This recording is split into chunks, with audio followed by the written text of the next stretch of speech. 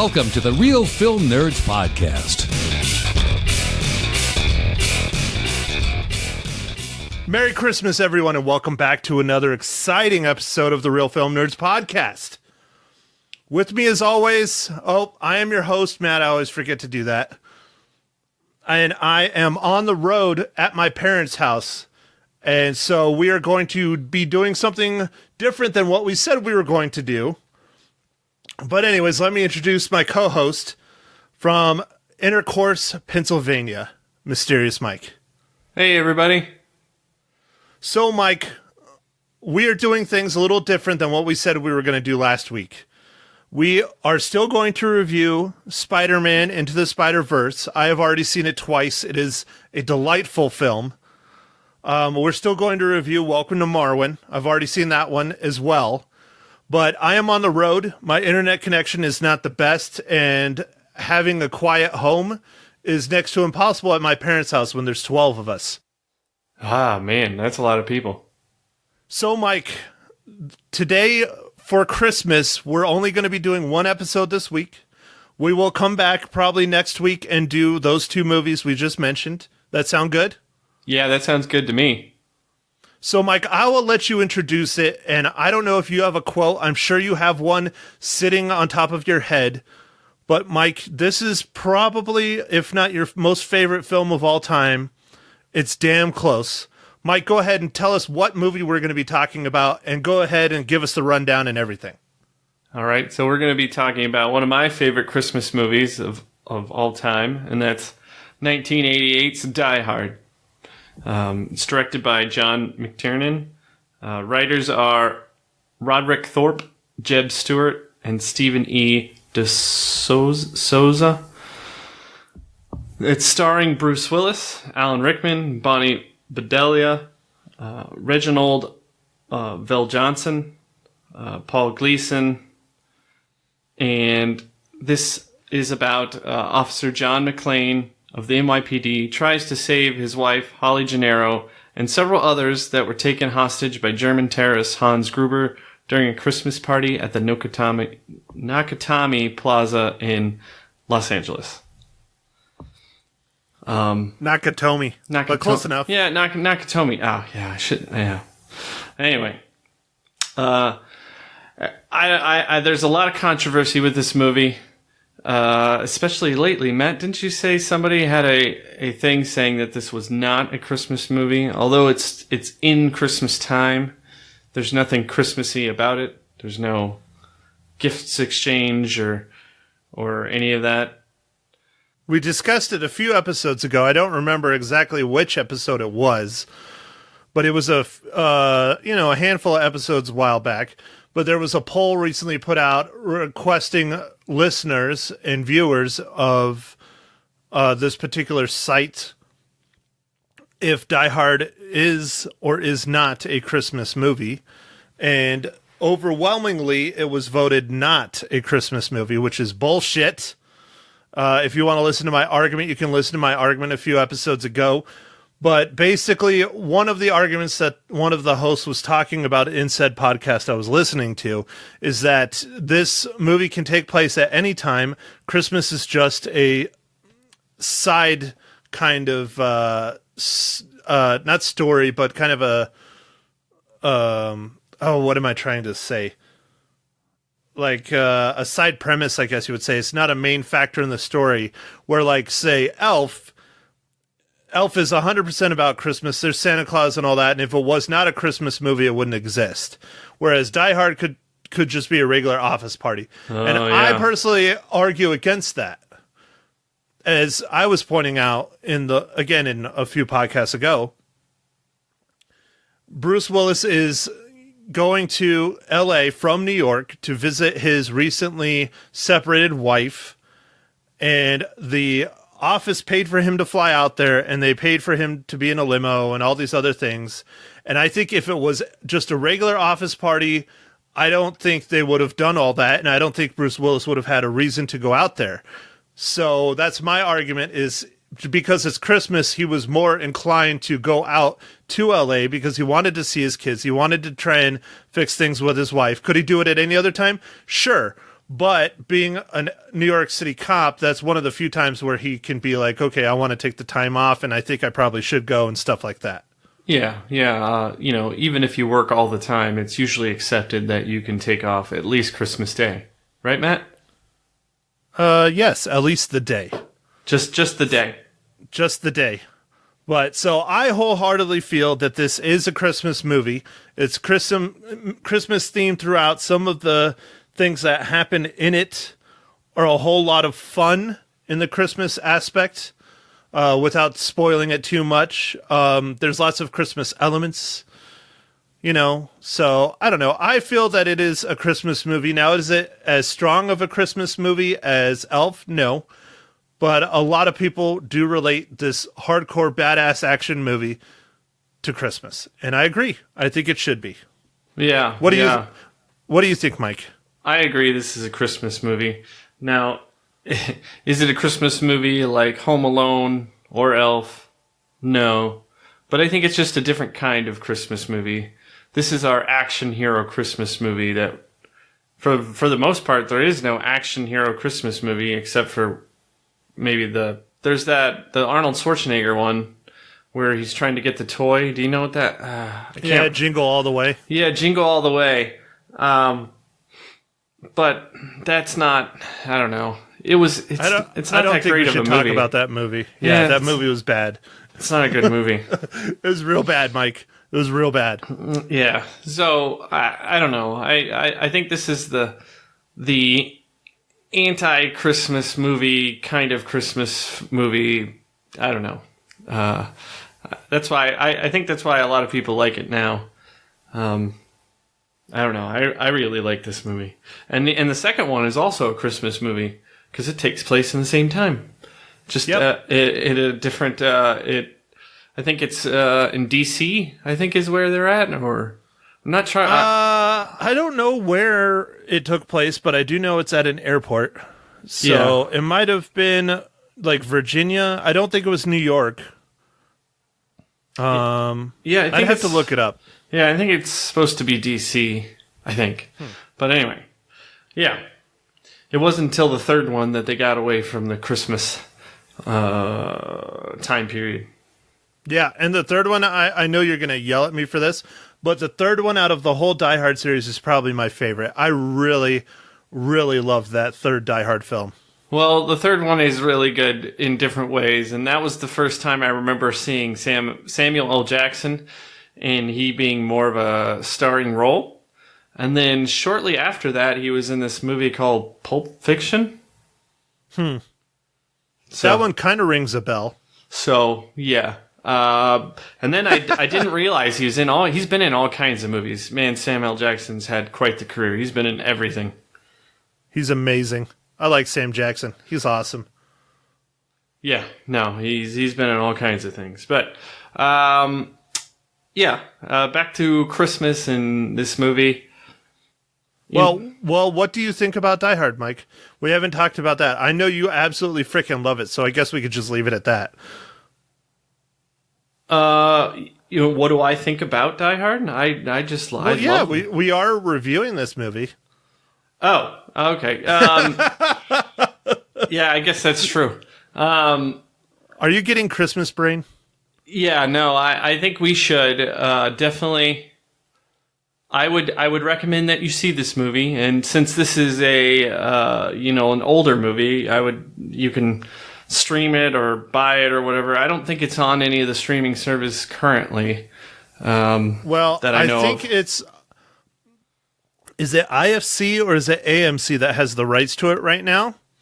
And they are doing a 24 hours of Die Hard marathon on Christmas Day, much like what they do with the Christmas Story. But it's hosted by those of you who remember him, most likely probably from Urkel.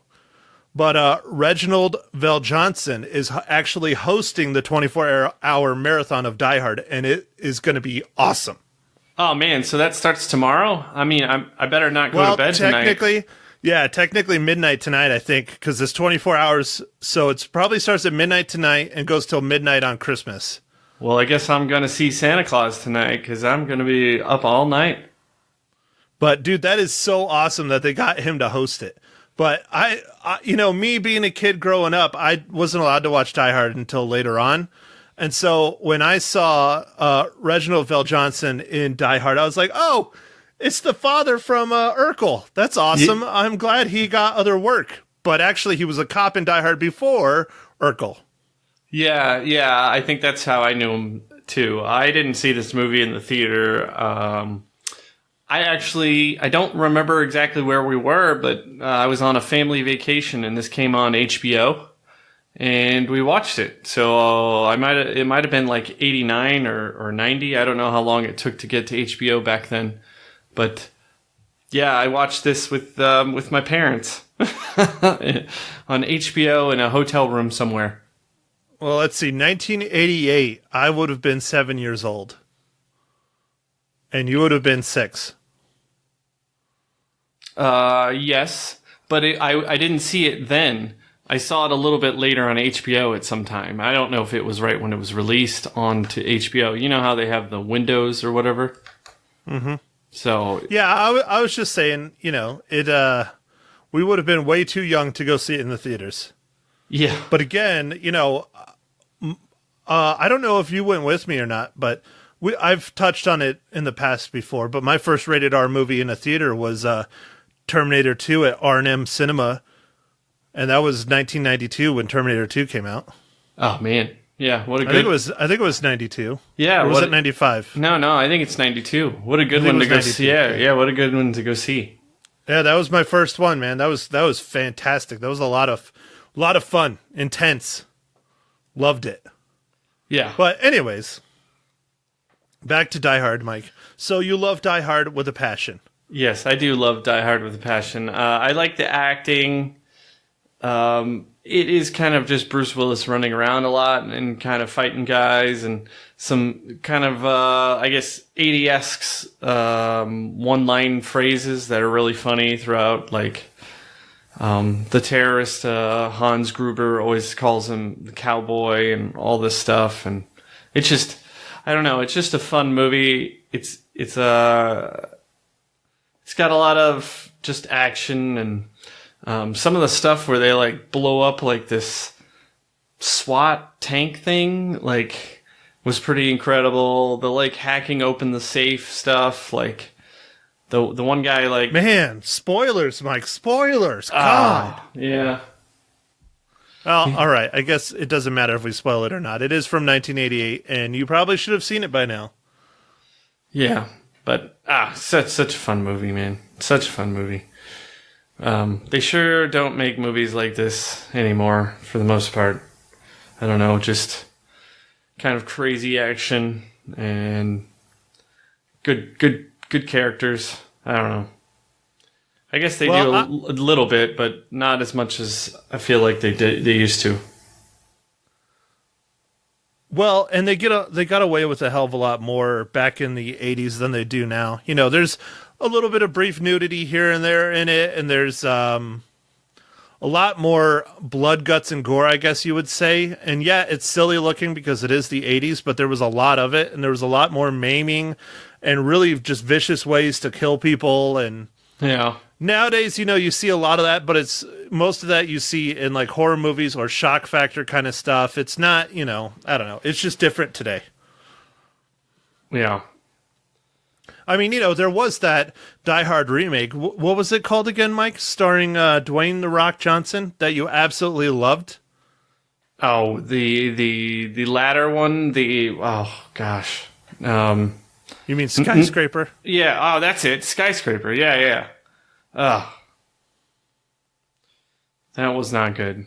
Like, I like The Rock or Dwayne "The Rock" Johnson, but I feel like he's just doing too many things. Like, sometimes he has some good ones. Like, Jumanji was surprisingly good, and some other ones that he's done have been great. It just, I don't know. I feel like he just does everything. He does every movie that they throw at him. But Skyscraper was just so bad, dude. Especially in comparison to this movie. It was written bad. A lot of the effects and things were cool, but the plot was just awful. It was just awful. And it was a direct ripoff of Die Hard, and it was not a good ripoff at all. Yeah, no, it definitely wasn't that great. All right, Mike. So how does Die Hard, the original from 1988, relate to the Marvel Cinematic Universe?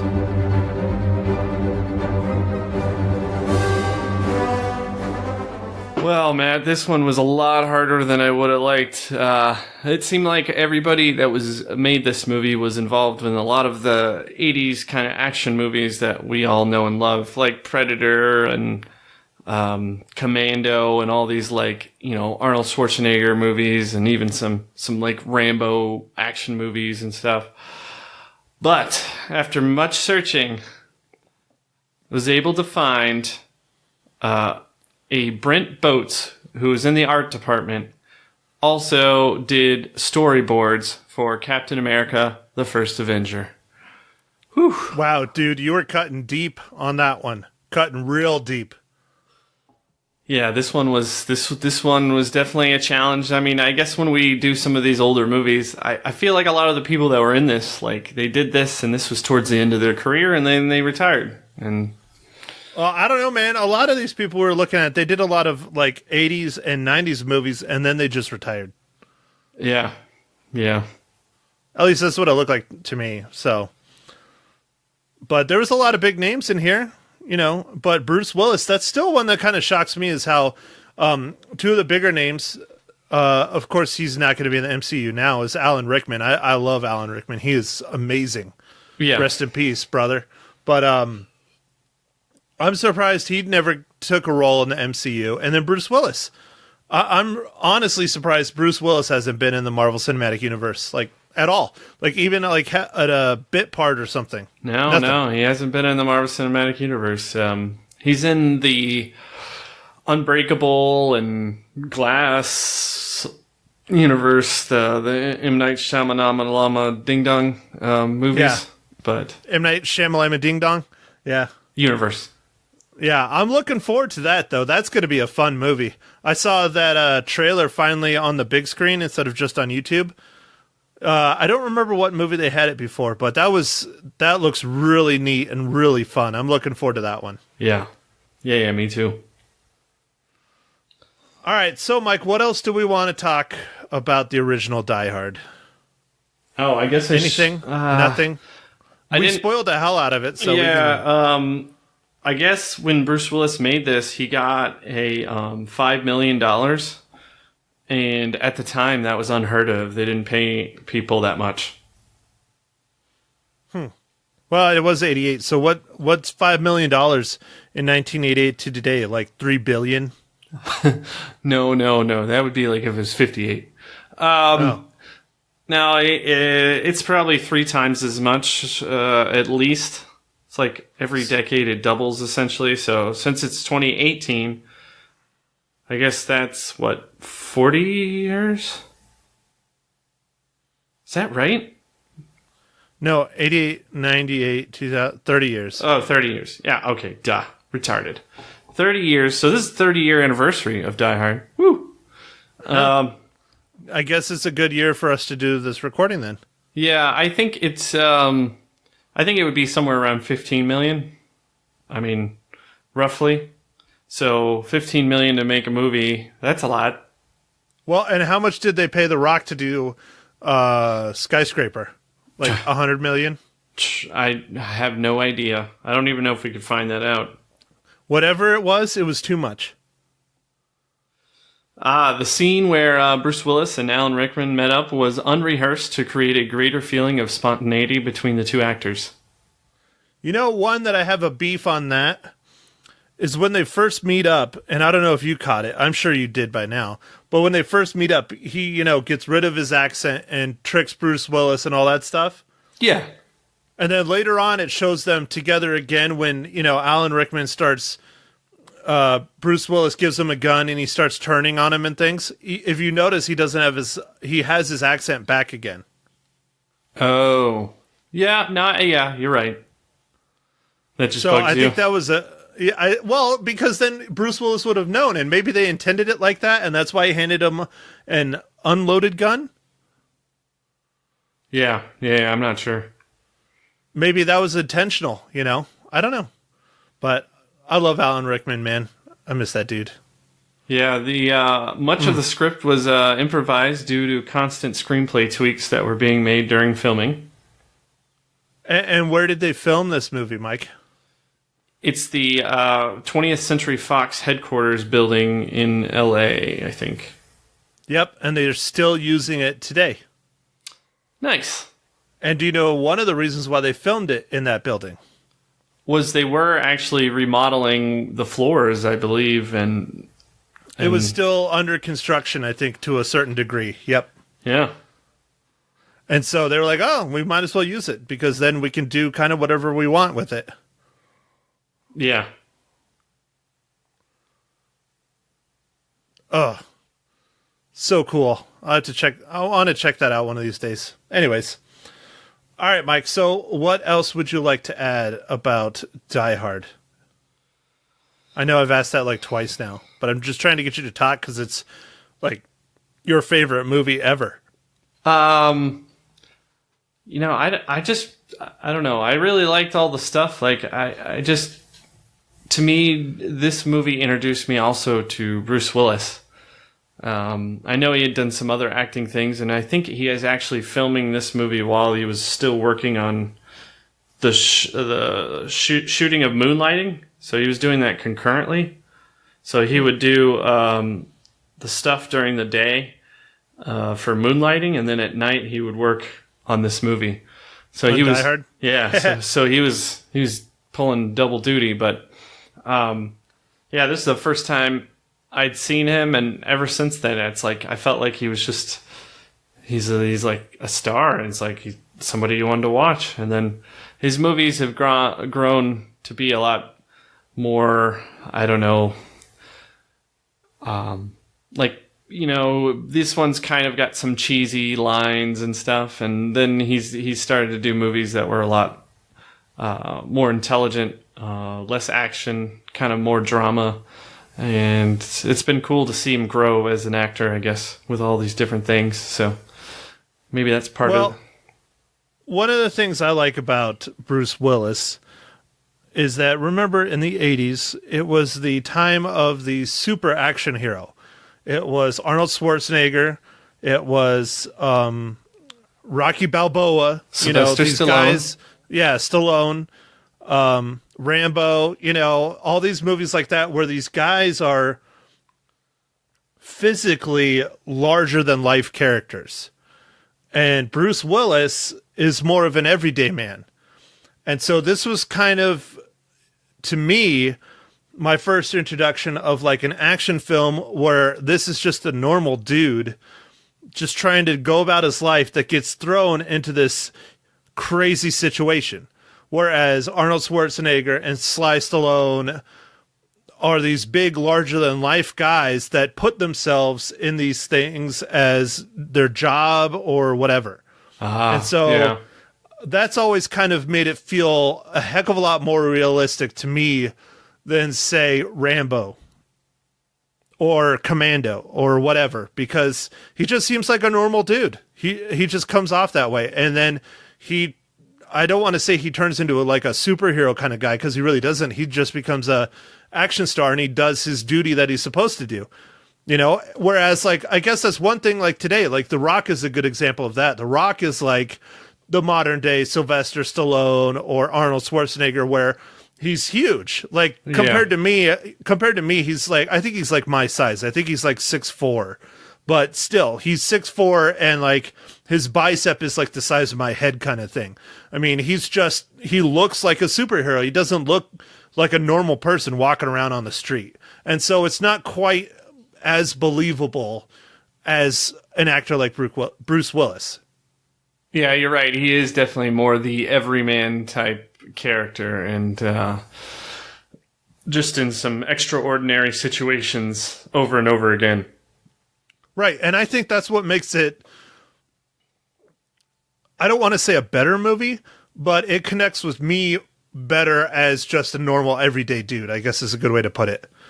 It's not superhero-esque, but it's, a man that's stepping up to do his job in a very hard, dramatic, crazy situation You know, a lot like, I don't know, like a Medal of Honor winner or something like that. You know what I mean? Yeah. He's just a normal dude that steps up. So, Yeah. All right, Mike. So I will let you go first. How many reels do you give Die Hard? All right, Matt, you might not believe this, but I'm going to give 5 out of 5 reels for Die Hard. No, I believe it. I think it's the only 5 you have and ever will give. No, I've given out 5 for Jaws. That's true. That's true. Yeah, I would recommend everybody see this. It's definitely not for kids, like young kids. But I saw this when I was probably like a teenager, probably a little young when I saw it. But I loved it, and I still think it holds up fairly well. There's definitely some technology things that would be noticeable. Like, they have phones and stuff, like real ones, like on walls and things. Payphones, limousines. Oh, yeah, the limousine with, like, the cell phone in it. Like, you'd be like, why is that a big deal? In the 80s, it was. Yeah. That was, I mean, no one had cell phones when this movie came out, so, or very few people. Anyway, so I recommend this movie, and this is a favorite of mine, and I try and watch it several times during the Christmas season, which I've watched it twice so far, and probably watch it, you know, starting at midnight until, I guess, 11:59 p.m., you know? What, you're not going to watch The Christmas Story or The Christmas Chronicles or Elf or No, Christmas with the Cramps? Is it the Cramps? The Crimps? Oh, Christmas with the Cranks? Cranks, there you go. No, I mean, we'll probably watch some of those things. I was just kidding. But I will watch some Christmas Story, of course, because I also like that movie a lot. What about Daddy's Home 2? Is that a Christmas movie? I don't know. I don't think I'm going to watch it's Daddy's on Amazon. Home 2. It's on Amazon Prime. I literally just watched it this morning. It was pretty funny. All right. We have... Dude, there's this scene with the thermostat that is just amazing. It is so true. Now, I don't have any kids and I don't live with anyone else, but it is so true. You do not touch another man's thermostat. You just don't. All right. Well, maybe I'll watch Daddy's Home 2. It's goofy. Well, one of the reasons why I wanted to see it too is because it's like the first movie Mel Gibson has done since his racist outbreak stuff. Now, not as a director, but or a writer, but his first one since as an actor since his racist Jewish triad a few years ago. Well, didn't he do that one movie? No, I'm blanking now. Hold on. I'm looking. Talk about things, Matt. Talk about things. Things. And that one thing, that one time, that thing that she did in the thing. Yes, so thing. he did Bloodfather. I don't even know what the hell that is. Yeah, is that a horror movie? No, I watched it. It was just kind of a down and out movie. I felt like it was more about his life. Wow, that sounds dumb.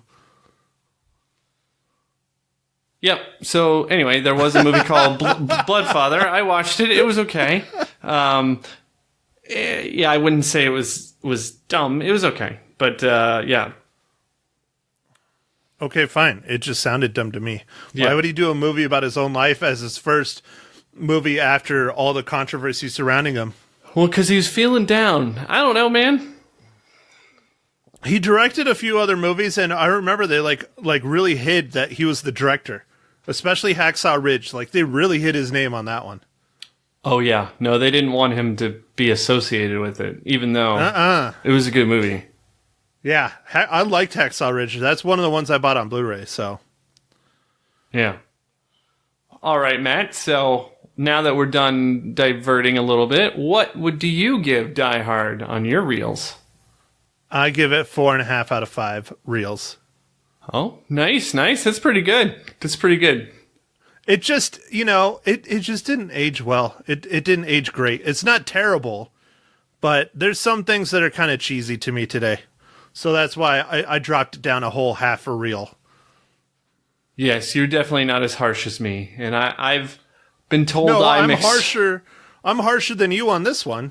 Yeah, no, I've been told that I'm too harsh, and I should probably lighten up a little bit on some aspects of movies. Nah, dude, you rate it how you want to rate it. Don't worry about what anybody else thinks. No one listens anyways. Come on. Dude, we are up to I think we have 10 solid listeners now. Dude, I looked earlier because I was trying to figure out if I could pull that, I guess I'll tell our audience. Because I'm on the road, I don't have the guitar MCU thing, so I'm going to have to put our old one in because I at least have that on my laptop. So I was trying to pull it from our server, and it's not on there. And anyways, I looked at how many downloads we have and stuff, and we've had 11 today on Christmas Eve. That's pretty good. Heck yeah, man. No, that is good. See, I'm telling you, man, we have people. I think the stickers are working, Mike. Oh, okay. All right. Good. There's 2 in the world. I put one on my car and I slapped one on Michael's car. Nice. Good job. So, and yours will be in the mail. Okay. Sounds good. So, for those of you out in Intercourse, Pennsylvania that want a Real Film Nerds sticker, contact Mysterious Mike. And that's Mike at realfilmnerds.com. Yes, that is true. Anybody in Intercourse wants it. I mean, it's a nice balmy day. It's 42 degrees here, so it's not bad. Nice and warm.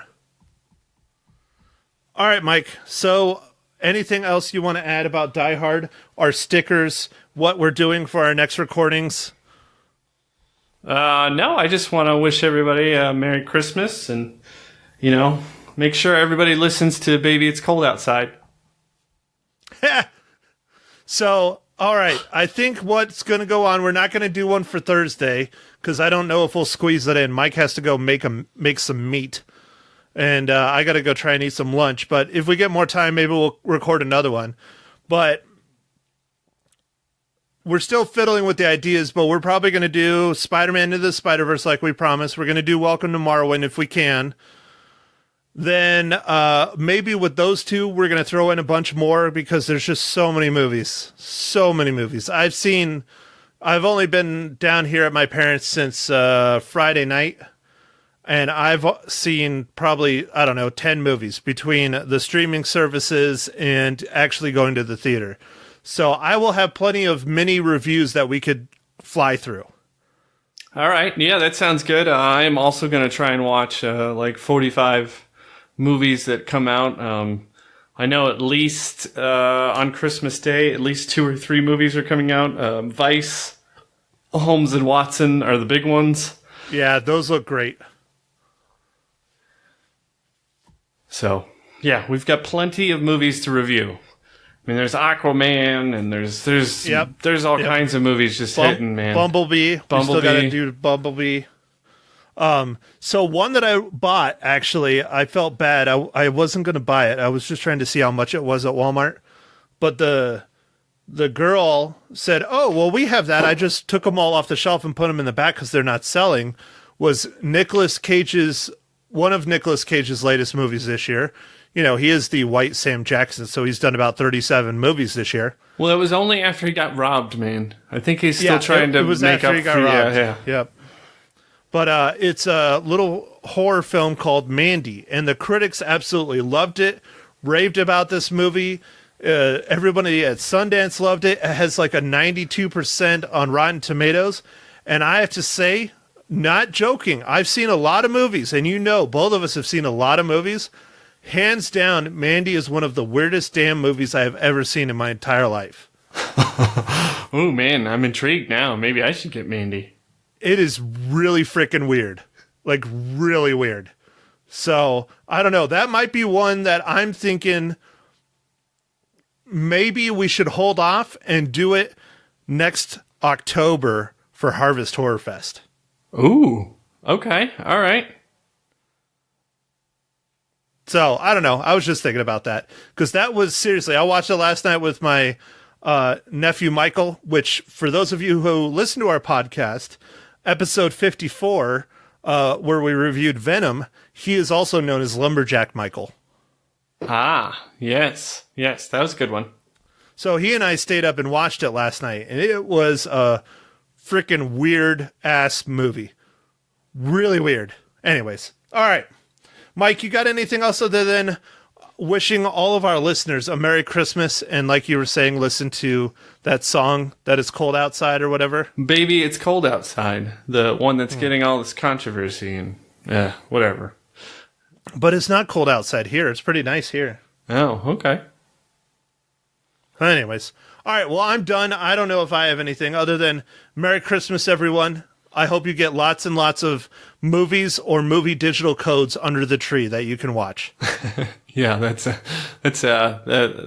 good one, Matt. That's a good one. Yes, everyone, watch some movies, enjoy family time.